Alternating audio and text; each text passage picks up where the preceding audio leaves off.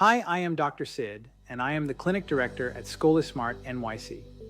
Patients and families often have important questions about titanium rods used in spinal surgery.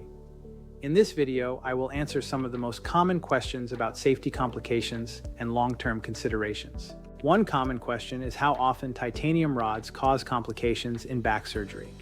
Overall, titanium rods are considered safe and well tolerated. Complication rates vary depending on the type of surgery and individual patient health. Most issues occur in a small percentage of cases, which is why careful monitoring is important. Another frequent question is whether the body can reject titanium rods years after surgery. True rejection is rare because titanium is biocompatible.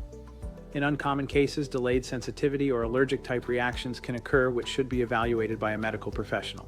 People often ask how they would know if titanium rods are failing.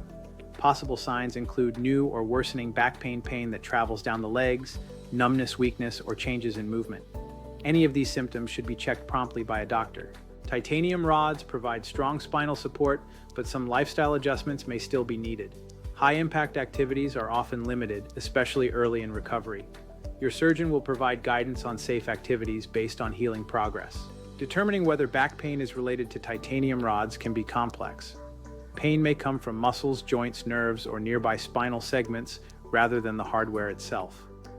Evaluation by a spine specialist is important to identify the cause and guide treatment. Every patient experience after spinal surgery is different. Ongoing follow-up imaging and individualized care plans help ensure concerns are addressed early and appropriately. At Smart, we believe education and informed decision-making are essential parts of scoliosis care both before and after surgery. To learn more, read our full article at the link in the description.